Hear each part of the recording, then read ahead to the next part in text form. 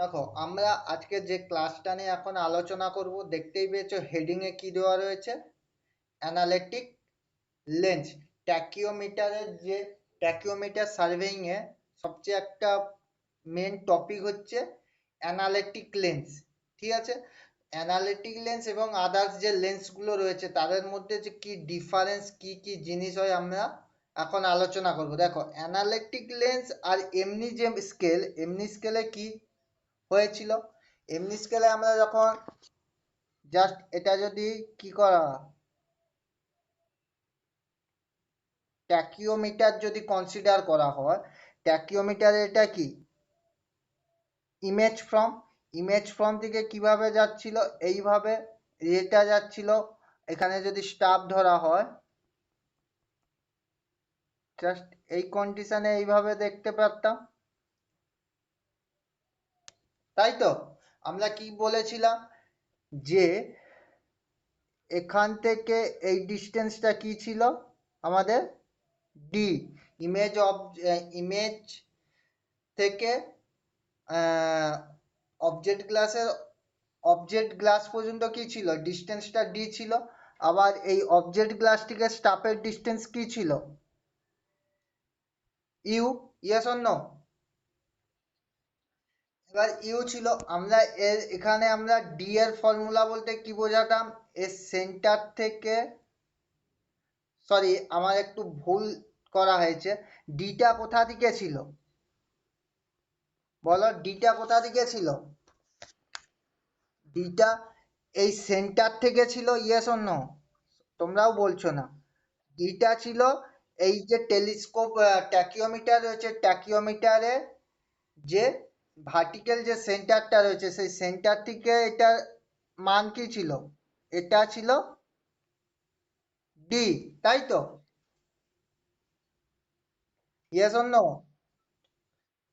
Next, আমরা এর general formula অর্থাৎ ডি এর মান ক্যালকুলেশন করার জন্য ডি ইজিক্যাল টু কি করতাম, ডি ইজিক্যাল টু কি ক্যালকুলেশন করতাম, D is equal to, sorry,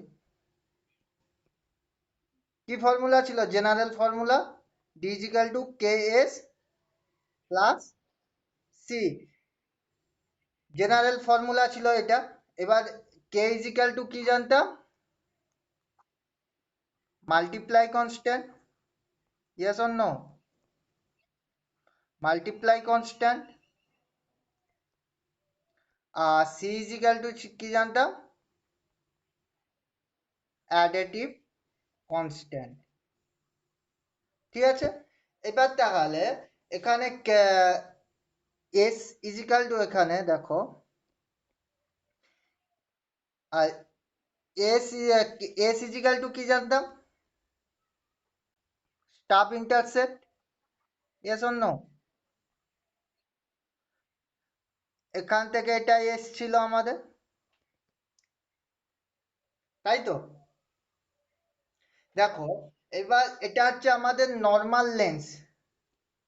normal লেন্সে এই কন্ডিশন থাকতো, কিন্তু যখন আমরা অ্যানালিটিক লেন্স ইউজ করব, অ্যানালিটিক লেন্স ইউজ করা মিনিংস আমরা এখানে কি করতাম, ডি ইজিক্যাল টু, আমরা কি লিখতাম, ডি ইজিক্যাল টু কি লিখতাম বলো, D is equal to D plus U লিখতাম না, লিখতাম না? ডি এর মানটা কোথা দিকে, এই ছোট ডি আর এই ইউ, এটাই তো টোটালটা ক্যাপিটাল ডি।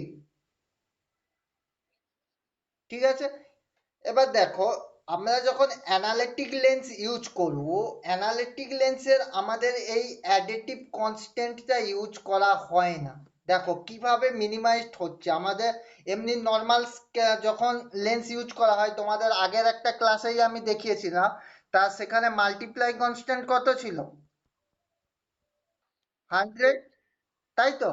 আর অ্যাডিটিভ কনস্ট্যান্ট কত ছিল, 0.3। Yes or no? আমরা এখানে যখন অ্যানালিটিক লেন্স ইউজ করব, অ্যানালিটিক লেন্সের এই অ্যাডিটিভ কনস্ট্যান্টটা কি হবে, মিনিমাইজড হয়ে যাবে। দেখো কিভাবে মিনিমাইজড হচ্ছে, দেখো যখন আমরা অ্যানালিটিক লেন্স ইউজ করব, অ্যানালিটিক লেন্সের জাস্ট ড্রয়িংটা কেমন হবে দেখো, এটা তো ট্যাকিওমিটার, ট্যাকিওমিটারে এটা হচ্ছে আমাদের কি, ট্যাকিওমিটারের কি এটা ভার্টিক্যাল সেন্টার, ইয়েস নো? আমাদের আগের ছবিটা এখানে আঁকছি দেখো, এখান থেকে আমরা ইমেজ অপশনটা পেতাম, এক মিনিট, এটা ইমেজ ফর্ম ছিল, ইমেজ ফর্ম থেকে এই কন্ডিশনে আমরা রিডিংটা পেতাম। আর যখন অ্যানালিটিক লেন্স ইউজ হবে, অ্যানালিটিক লেন্সের আমরা ঠিক এই এখান থেকে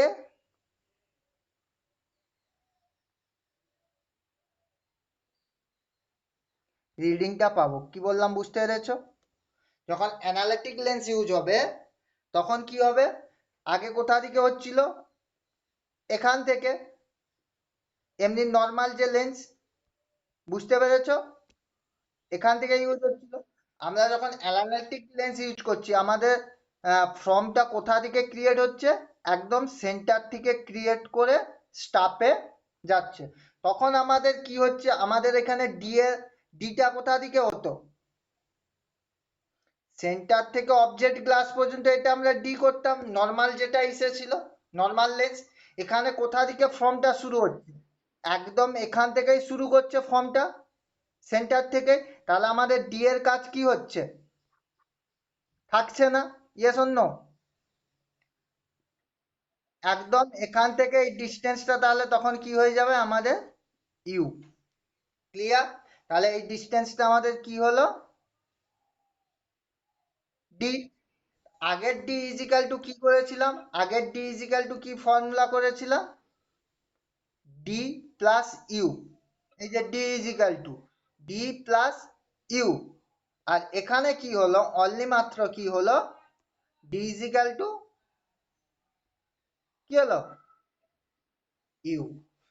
আর তাহলে আমাদের এখানে ফর্মুলা হবে কি, D is equal to K S. ঠিক আছে?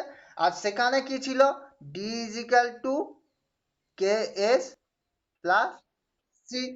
আর এখানে সিটা আমাদের আর লাগছে না, কারণ দেখো আমরা যখন C is equal to additive constant যখন জিরো, সবসময় মনে রাখবে যে অ্যানালিটিক লেন্সের অ্যাডিটিভ কনস্ট্যান্ট কত, জিরো।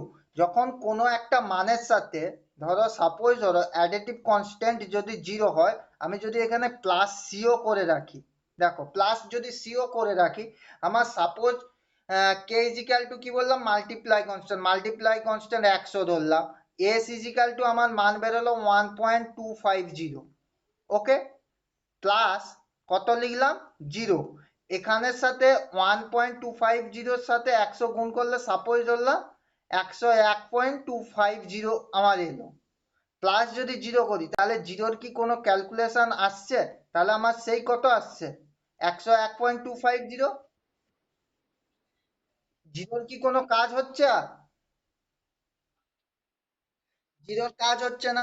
সেই জন্য অ্যাডিটিভ কনস্ট্যান্ট আমাদের অ্যানালিটিক লেন্সের কত, জিরো। সেই জন্য আমরা যদি অ্যানালিটিক লেন্সের যদি কন্ডিশন কখনো বলে দেয়, তাহলে আমরা কি করব, আমাদের জেনারেল ফর্মুলা কি হচ্ছে, D is equal to K S.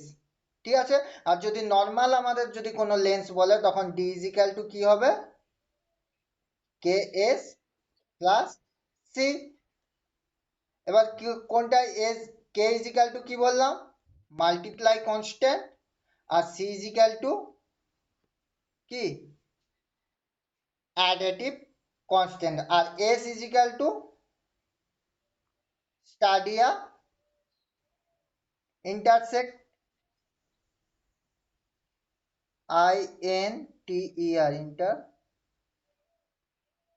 ঠিক আছে? এইবার তাহলে ইন্টারসেপ্ট কোন জিনিসটা, ইন্টারসেপ্ট হচ্ছে, দেখো এটা স্টাফ, এইভাবে যে রশ্মিটা গিয়েছে, হুম, এক মিনিট,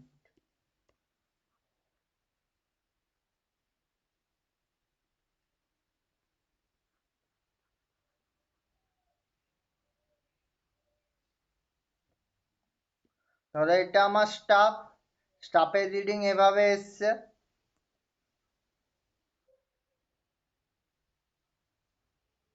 এইভাবে তো স্টপেজ রিডিং, এখান থেকে ট্যাকিওমিটারটা রয়েছে। তাহলে ইন্টারসেক্ট কোনটা বললাম, S3